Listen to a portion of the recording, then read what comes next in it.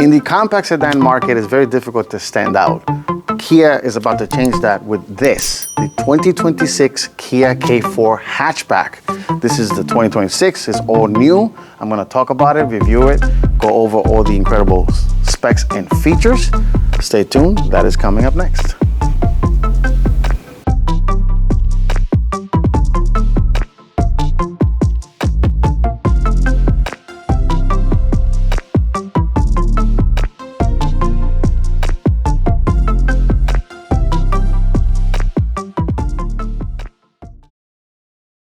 Let's talk about the 2026 Kia K4 Hatchback. So Kia last year launched the K4 sedan and it's been a successful hit. So they're gonna do it again with the 2026 K4 Hatchback. Up front, it's very similar to its sibling, the sedan. So you still have Kia's signature star map lighting, as they call it, with this little daytime running light and turn signal swoosh here. I do love these little cubes, which these are the high beams, and these are the low beam. And this vehicle also has integrated fog lights, which are right here. And let me show you guys what that looks like real quick. And that's what the fog light will look like if you have them on. But let's continue walking around and talking about the styling. This being the GT line, it does have a very aggressive front end.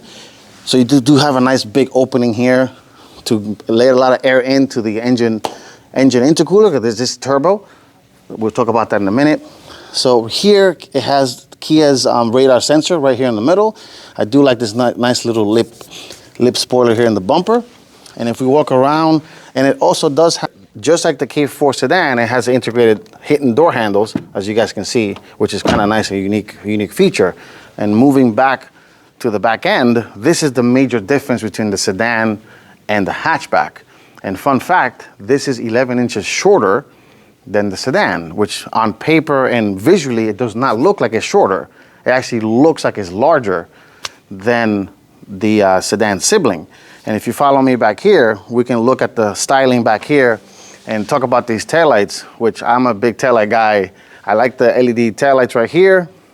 So LED taillights, LED turn signals in this GT line model. Lower trims will get incandescent bulbs. And if we open the trunk, you have 22 cubic inches behind the seats, with the seats folded up, and up to 59.3 with the seats folded down, which is a lot of space.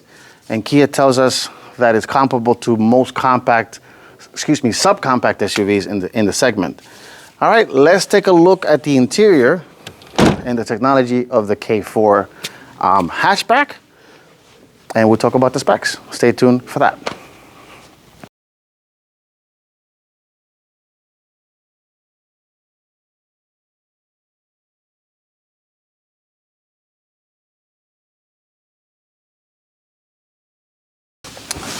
As we step inside the 2026 Kia K4 Hatchback, it's a very nice place to be.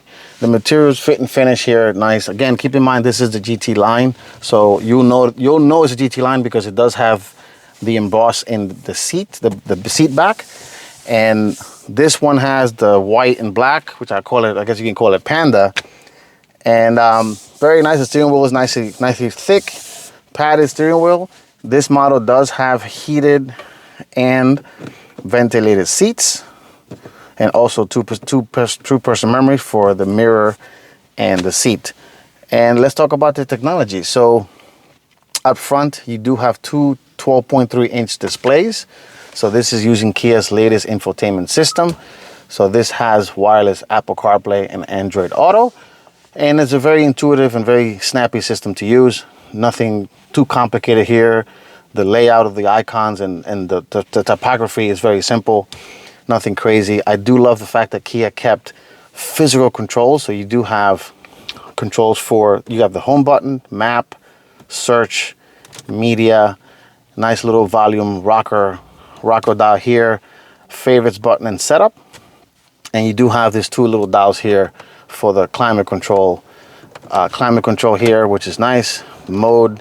A lot of people on the internet are freaking out about this little tiny screen that Kia made. Oh, it's so small and weird. Well, guess what? If you press this plus button here, it actually expands to the entire screen. So people stop freaking out because it's not a big deal. It's super easy, and Kia utilizes every single inch of these screens. Moving back to the driver's side, the infotainment, and let me shut that off. Moving on to the infotainment, the instrument cluster, it is digital as well, just like the K4 sedan. Very nice. You can configurable. You could change it by pressing this button on the steering wheel here, and you can change the way the gauges look. You have a little trip computer in the middle, fuel economy, things of that nature. The gauges will change depending on the drive mode that you're in. So if you change your drive mode selector by pressing this button here on the steering wheel, you go from normal and sport. No eco mode here. If you want eco mode, get the regular K4. Nice little ambient lighting and the dashboard. And in the middle here, we have some some trip cup holders here that hide away. You could just completely hide them away like so. And then you could just push the button here and they kind of snap out there. Traditional shifter, which is nice. Push start button is right here. Kind of in a weird, awkward place, but that's where Kia decided to put it. You do have a wireless charging pad, USB-C, and two dual USB-C here for dual mode. So if you press this button here, it becomes data and charging. Press it again, it's charging only, and you have a traditional cigarette style outlet right there. Nice grippy material. Little decent sized cubby in the middle, nothing crazy. This is not a SUV or giant vehicle. This vehicle does, like I mentioned, does have the parking sensor. So this is what the button is to activate it on and off. This one, being the GT line, does also have the 360 camera, which by pressing this button, you can activate the camera and you can get different views. There's a little view of the car. And you can also change this image to match the color of the vehicle, which is a ridiculously useful feature. And I think every car should have that. Of course, it does have backup camera as well. So this is what the camera with trajectory lines. I can't turn this car on because I am in the studio setting. And that is pretty much it up front. Oh, and you do have a nice wide sunroof, which Kia calls a wide sunroof. So it opens nice and wide. It looks bigger outside of the car than it is in the inside, but that's okay.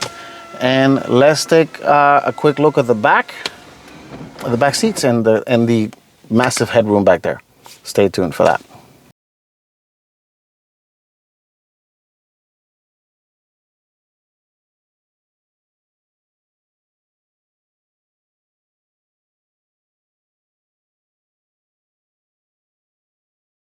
Before we talk about the back seats, I would like to add also that the driver's seat is power and with two-way lumbar support.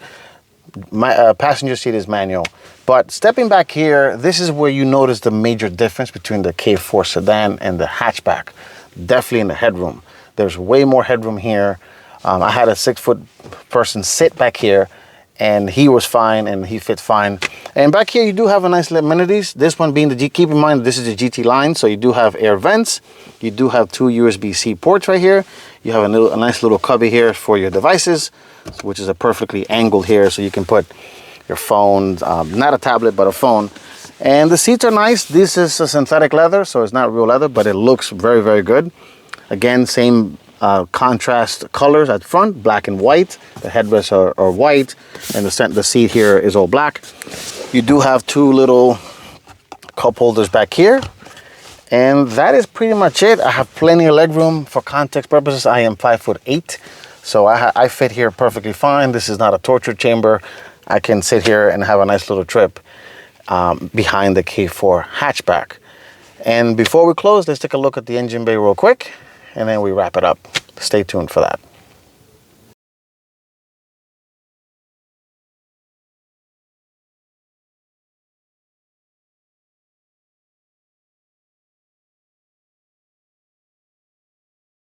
Before we go into the engine bay, let's just show you guys real quick the key. This is what the key of the K4 looks like. You have panic, unlock, lock, engine start stop, and a nice little feature is you press the lock button or press any of the buttons, Kia logo lights up, which is kind of cool and unique. All right, so just like the K4 sedan, the engine bay is exactly the same, the powertrain. So up front, you have a 2-liter inline four engine. It's a 1.6 liter inline 4 engine, turbocharged, making 201 horsepower. Made it to an 8-speed automatic and 190 pounds-feet of torque. The engine figures are going to be the power numbers are going to be the same as the K4, and 0 to 60 is rated about 7.3 seconds. And very simple, tidy engine bay, nothing crazy here, but you're not going to touch anything because you have a crazy 10-year or 100,000 mile warranty for Kia.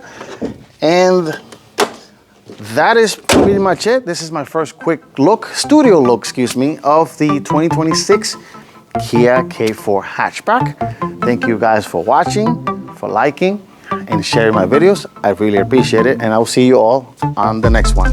Take care and stay safe.